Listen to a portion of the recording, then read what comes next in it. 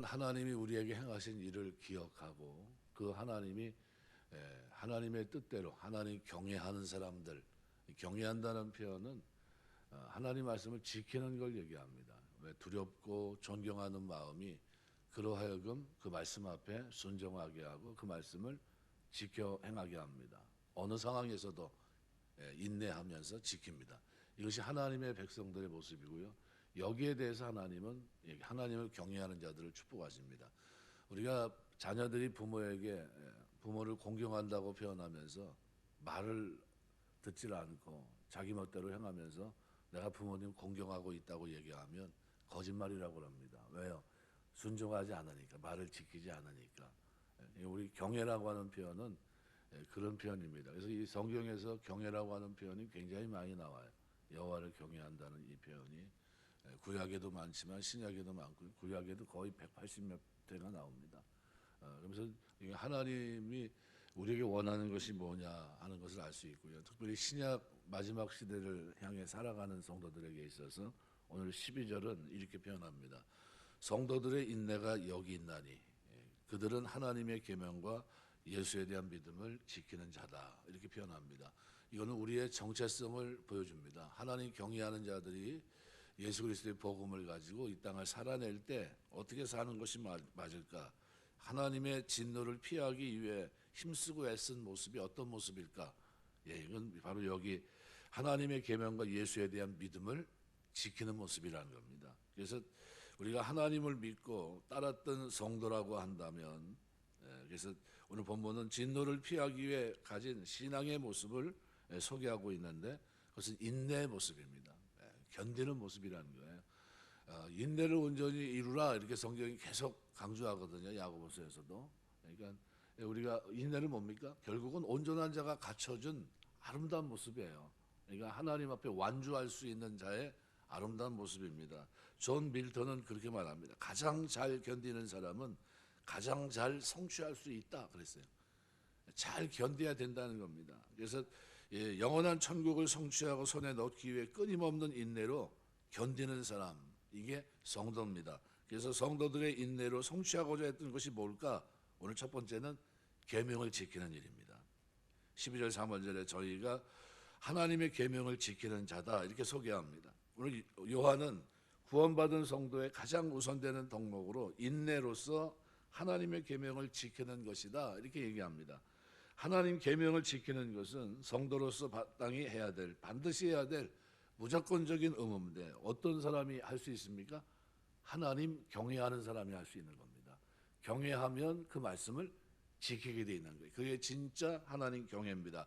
그래서 내가 하나님의 말씀을 지키지 않으면서 경외한다는 말은 거짓말이에요. 그건 웃긴 얘기입니다. 왜요? 아까 제가 처음에도 설명드렸지만 부모님을 공경하는데 부모님 말씀을 귓등으로 들으면서 내가 부모님을 공경한다고 얘기하면 옆에서 웃어요. 저는 말도 안 듣는 무슨 부모님 공경한다고 얘기하고 있어요. 말을 해도 지키지도 않고 듣지도 않고 하면서 이렇게 얘기합니다. 하나님 앞에서도 하나님 경외한다고 했을 때 경외는 그 말씀을 지키는 것으로 나타납니다. 어떤 모습으로요? 자발적으로입니다. 마지못해서가 아니라 억지로가 아니라요. 두려워서. 그래서 존경과 두려움의 감정을 가진 게 경외입니다. 그래서 구원받은 성도가 되기 위해서는 그만한 노력과 인내의 필요함을 우리가 기억해야 되고요. 그래서 세상은 성도들을 어떻게 해요? 가만두지 않습니다. 갖은 수단 방법을 사용해서 유혹하고 때로는 협박하고 강도를 높여 성도들을 공격하기도 합니다. 이때 성도들이 할 수 있는 유일한 행동은 뭡니까? 인내, 견디는 거예요. 휘포몬에 말씀 붙잡고 견디는 거예요. 끝까지. 나는 말씀을 지키는 자다. 어떤 일이 있어도 하나님이 나에게 어떤 분입니까? 큰 일을 행하셨기 때문에 나는 그것을 기억하고 있다. 그리고 그 하나님이 마지막 때 더 큰 일을 나에게 이루실 것이다. 영원한 영생 축복과 하나님과 다스리는 이 엄청난 일을 나에게 이루실 것이다. 이거를 내가 기억하고 있는 한 나는 어떻게 해요? 견디는 겁니다. 인내. 끝까지 말씀 붙잡고 있습니다. 그래서 끝까지 참으면서 하나님의 법을 따라 순종하면서 살아가는 그 사람들, 구원의 그날까지 끝까지 버티는 그들, 이게 성도입니다. 그래서 인내로서 하나님 말씀을 지키고 인내로서 하나님 말씀을 따라가면서 구원을 성취할 수 있는 그런 성도가 다 되시길 주의 이름으로 축원합니다. 잠언 13장 13절 보면 말씀을 멸시하는 자는 패망을 이루고 계명을 두려워하는 자는 상을 얻으리라 그랬어요. 말씀을 멸시하는 자는 패망합니다. 요한복음 14장 21절 나의 계명을 가지고 지키는 자라야 나를 사랑하는 자니 나를 사랑하는 자는 내 아버지께 사랑받을 것이요 나도 그를 사랑하여 그에게 나를 나타내리라 그랬어요. 잠언 19장 16절 계명을 지키는 자는 자기 영혼을 지키거니와 그 행실을 삼가지 아니하는 자는 죽으리라 그랬어요. 하나님 경외하는 것은 말씀을 지키는 겁니다. 요한계시록 3장 10절 내가 나의 인내의 말씀을 지켰은즉 내가 또한 너를 지키어 시험의 때를 면하게 하리니 이는 장차 온 세상에 임하여 땅에 거하는 자들을 시험할 때라. 성경 우리가 살아가는 이 신앙생활을 뭐로 표현합니까? 인내의 말씀을 지키는 성도들로 표현합니다. 우리가 살아가면서 하나님의 계명을 인내로서 지키게 되시길 주의 이름으로 축원합니다. 두 번째로 뭘 지켜야 되냐면요, 예수 믿는 것 지켜야 됩니다. 요한은 예수 그리스도에 대한 믿음을 끝까지 지키는 자가 멸류관을 얻는다고 말씀합니다. 우리가 인내로 이루어야 될 일이 바로 뭐냐 하면 믿음을 지키는 거예요. 믿음은 선물로 받았지만 선물은 끝까지 어떻게 간직할 책임은 우리에게 있습니다. 우리가 사는 시대를 포스트 모던 시대라고 보통 얘기를 하는데요, 현대사의 사회적 풍조 가운데 다원화되어 있습니다. 종교다원주의, 예수님에 대한 절대적인 믿음, 구원, 이것을 어떻게 그렇지 않다는 거예요. 그렇지 않다고 생각하는데 동의를 하고요, 고개를 끄덕끄덕거리고 있는 시대, 다양한 가치에도 어떻게 구원이 있다고 생각하는 그런 시대에 우리가 살고 있습니다. 그런데 그런 시대 속에서 오직 예수 그리스도의 말씀만이 절대 가치가 있다, 고개를 수그리고 그 앞에 엎드리고 경배하는 사람들이 있는데 그 사람이 예수 믿는 사람들이에요. 이게 우리가 그 믿음을 지키는 겁니다. 이런 때 우리 마음에 믿음을 지켜나가는 그 인식을 버려서는 안 됩니다. 믿음은 하나님께서 인간에게 주신 선물이지만 우리 성도들이 그것을 끝까지 지켜나도록 힘써야 되는 겁니다. 항상 우리의 삶에 주님만이 나의 주인이시고 유일한 생명이심을 명심하면서 어떤 사상적인 유혹이나 또는 고난 속에서도 인내하면서 주님이 나에게 주신 이 구원을 기대하는 믿음을 지키는 이런 아름다운 모습이 저와 여러분에게 끝까지 인내로서 있게 되시길 주의 이름으로 축원합니다. 디모데전서 1장 19절 보면 믿음과 착한 양심을 가지라. 어떤 이들은 양심을 버렸고 그 믿음에 관하여는 파손하였느니라. 믿음이 부서졌다는 겁니다. 배가 파손하면 이미 끝난 겁니다. 믿음이요, 끝까지 지켜야 된다는 거예요. 히브리서 4장 14절 그러므로 우리에게 큰 대제사장이 있으니 승천하신 자 곧 하나님의 아들 예수시라. 우리가 믿는 도리를 굳게 잡을지어다. 얼마나 힘든 상황입니까? 히브리서도 그 상황도 만만치 않은 그 시대 어려움 속에 있었지만요, 그런데도 어떻게 믿는 도리를 굳게 잡았습니다. 잡은 결과가 뭡니까? 순교였어요. 그런데도 그걸 어떻게 포기하지 않습니다. 끝까지 인내합니다. 디모데후서 4장 10절 내가 선한 싸움을 싸고 나의 달려갈 길을 마치고 믿음을 지켰으니. 우리가 하나님 앞에서 신앙생활하는 동안 믿음 지키게 되시길 주의 이름으로 축원합니다. 믿음이 흔들리는 게 아닙니다. 이거는 영원한 거예요. 히브리서 3장 14절 우리가 시작할 때 확실한 것을 끝까지 견고히 잡으면 그리스도와 함께 참여하는 자가 되리라. 끝까지 참아야 됩니다. 세 번째로 우리가 인내하는 일이 또 하나가 있는데 그것이 뭐냐면 하나님 우리에게 주신 사명을 이루는 겁니다.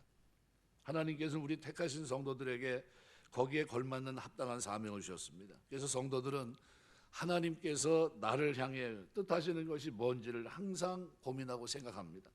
그 뜻에 순종하는 삶을 살아야 됩니다. 그런데 우리가 하나님 사명을 감당하기 위해서는 넘어야 할 산이 참으로 많습니다. 많은 인생의 어려움과 진통이 따릅니다. 바울은 고린도후서 6장 3절 4절 말씀에서 자신이 당한 환난과 궁핍, 곤란을 쭉 열거합니다. 사명을 감당하기 위해 자신이 많이 인내하고 참았다는 사실을 고백하고 있다는 겁니다. 사명이 환난과 역경을 인내함으로 통과하지 않고서는 결코 이룰 수 없는 것임을 보여주고 있는 거예요. 우리가 사명을 감당할 때도 마찬가지입니다. 그냥 평탄하게 모든 게 다 이루어지는 게 아니에요. 거기는 환난도 있을 것이고요, 어려움도 있을 것이고요, 상상하지 못했던 모든 것들이 이겨나가야 될 일들이 눈앞에 있다는 겁니다. 그런데 그거를 어떻게 해요? 인내함으로 통과하는 거예요. 인내함으로. 우리가 의의 길을 가는 동안 끝까지 완주할 수 있는 그런 믿음이 저와 여러분에게 있게 되시길 주의 이름으로 축원합니다. 하나님의 뜻대로 사명을 감당하려고 하는데 형통함보다는 어려움이, 그죠? 곤경에 처할 때가 많다고 한다면 사명 감당할 만하겠습니까? 회피하게 되고 도망가고 싶고 숨고 싶고 그렇습니다. 그런데 이런 고난 역경을 우리가 인내로서 견디고 끝까지 맡은 바 일을 감당하게 될 때 하나님의 상급을 얻는 착하고 충성된 종이라고 하는 인정받는 하나님의 신실한 깨어있는 종이 될 줄 믿습니다. 사도행전 20장 24절 말씀대로 나의 달려갈 길과 주 예수께 받은 사명 곧 그 하나님의 은혜의 복음을 증거하는 일을 마치려 하면은 나의 생명을 조금 더 귀한 것으로 여기지 아니하노라. 생명 걸고 걸어갔던 겁니다. 생명 걸고 이 하나님이 나 주신 사명을 감당할 때 어떻게 해요? 사명을 이루기 위해 생명 걸고 인내했다는 겁니다. 생명 걸고. 제가 벌써 오래된 한 거의 30년 가까이 되는 것 같아요. 신학대학원에서 요 구절 한 구절 놓고서 자기의 앞으로의 비전, 목회 백서 이거 써내라고 그랬었어요. 아주 힘듭니다. 이거 한글 가지고서 그러면서 이제 제한을 둡니다. 어떻게 하냐? 몇 장 이상. 간단하게 써내면 좋잖아요. 몇 장 이상을 써내라. 몇 장 이상. 그럼 몇 장 이상 그거 쓰려면 거기다 그냥 뭐 별 얘기를 다 써야 됩니다. 뭐 별 얘기를 다 쓰고 결국 그건 뭡니까? 그만큼 중요하다는 거예요.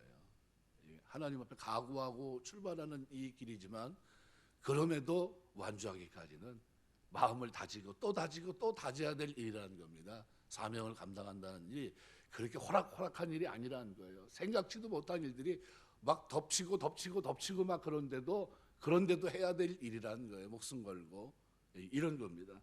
디모데후서 2장 15절 내가 진리의 말씀을 옳게 분별하며 부끄러울 것이 없는 일꾼으로 인정된 자로 자신을 하나님 앞에 드리기를 힘쓰라. 고린도서 15장 58절 그러므로 내 사랑하는 형제들아 견고하며 흔들리지 말며 항상 주의 일에 더욱 힘쓰는 자들이 되라. 이는 너희 수고가 주 안에서 헛되지 않은 줄 알미라. 말씀드리겠습니다. 거룩한 주일입니다. 새벽 미명의 시간 첫 시간 주 앞에 나와서 기도합니다. 우리 하나님 앞에 기도하면서 오늘 새벽에도 잠깐 기도해도 하나님 이렇게 기도했으면 좋겠어요. 하나님 내가 하나님 그냥 주여 주여 이름 부르는 사람이 아니라 주님의 뜻대로 사는 올바른 성도로 이 땅을 살아낼 수 있도록 조금 어려움이 온다고 조그만 시련이 온다고 해서 말씀 지키는 일 예수 믿는 그 믿음의 도리를 붙잡고 살아가는 또 사명을 감당하는 일을 쉽게 포기하지 않고 끝까지 감당할 수 있는 타협하지 않고 그냥 이름만 그리스도인이 아니라 진짜 그리스도인으로 이 땅을 살아낼 수 있도록 모든 어려움, 유혹, 역경을 이기고 진정한 성도로 하나님 앞에 서는 그날까지 달려갈 수 있도록 나를 붙들어 주옵소서. 기도하시고 그런 축복 속에 이 땅을 살아내는 축복이 있게 되시길 주의 이름으로 축원합니다. 기도하겠습니다. 한번